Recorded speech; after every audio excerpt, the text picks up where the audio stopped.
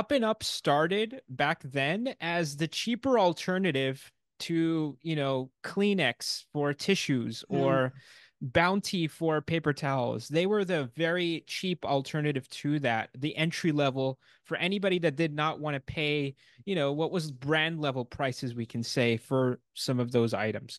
Um, right.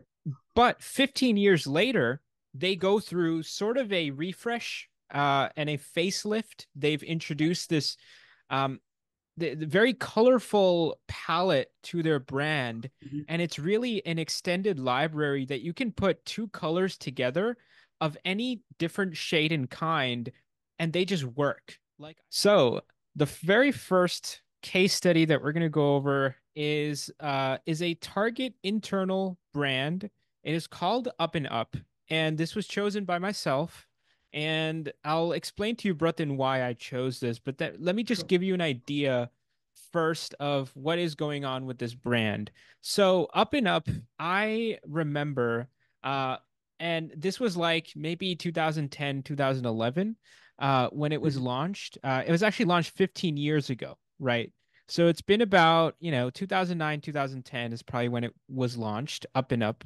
Mhm. Um, I've shopped at Target my whole life. That was my neighborhood grocery store of, anything and everything, technology, video games, clothing, everything you get from Target.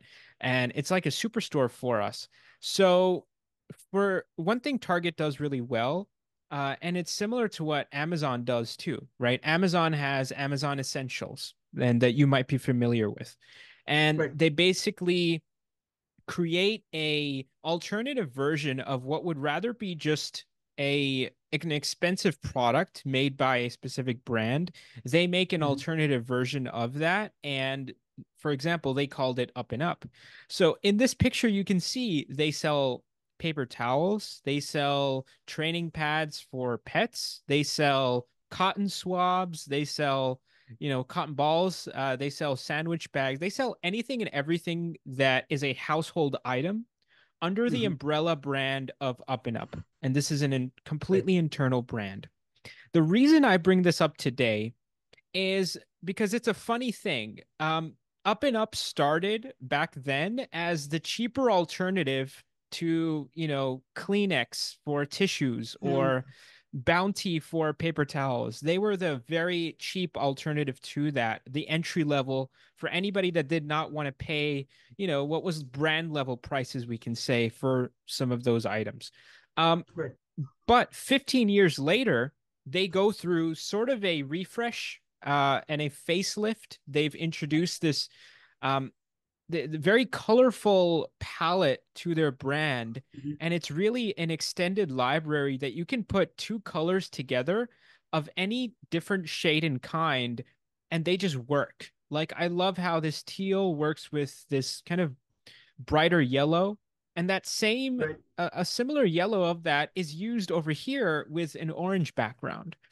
Mhm. And completely opposite of that, you have this sort of a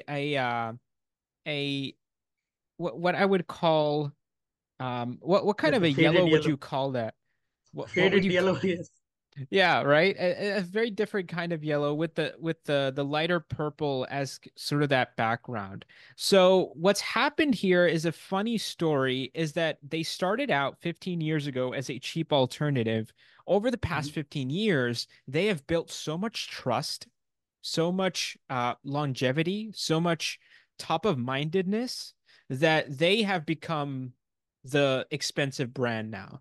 And now, if you go to Target today and you try to buy something that is of Up&Up, the price for this product is on par with actual branded items like Bounty, like Kleenex, like Mhm. Colgate, things like that. So what's happened over the past 15 years, they've become a brand in themselves. So what Target has had to do is actually introduce another low-priced entry-level brand to Mhm. replace what this was 15 years ago, and they call it Dealworthy.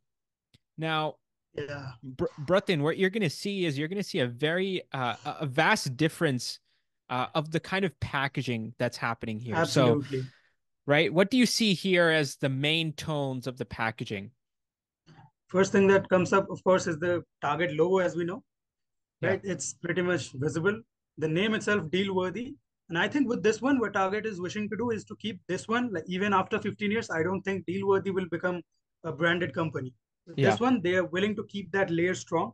But with Up and Yes. Up, somewhere I feel in the back of their head, they had this that if we consistently build top of mind with the consumerism culture, the e-commerce culture booming, we should be able to create enough top of mind to create an internal brand that works so well. And that too in so many other verticals, right? That's correct. That's correct. And that's exactly what's happened. And their idea of Up and Up, it's such a cool case study to look at because that's what happens when you have strong packaging, you have strong brand awareness backing all of this up.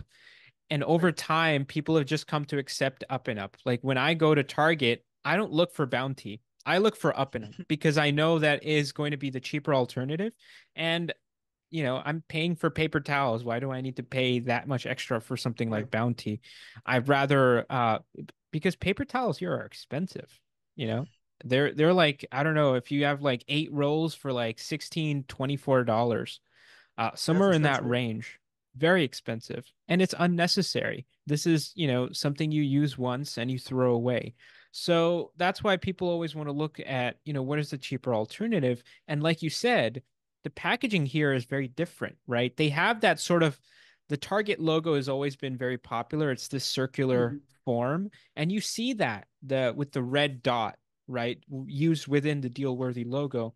But the overall packaging here is not extremely colorful. It's actually rather based in white It's and like a minimum viable packaging.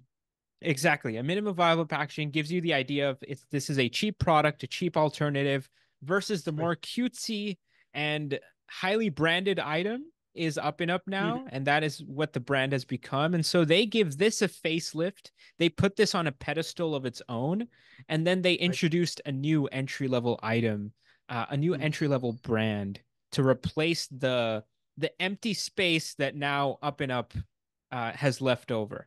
So I Right. just look at this case study and we'll post these links in the description below that so that people can read.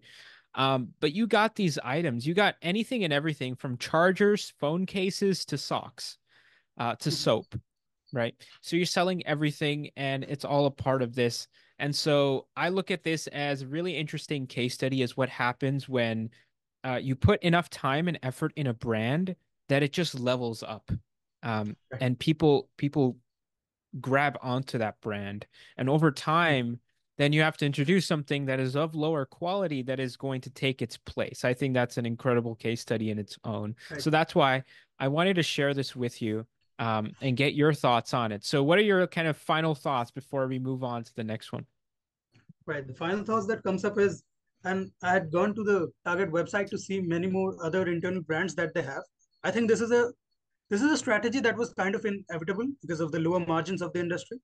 And so Amazon does it on the e-commerce front, and I'm pretty sure other brands do it as well. But it's a great strategy because again, you have the distribution. Why not make a great product and position it side by side, and then just compete? And over time, you will win because it's a good proposition. Correct. Absolutely correct. I love how you bring a more business perspective into this. You talk about the unit economics, and you bring that sort of a quick thinking, right? And I like that a lot, which is why I enjoy our conversations always.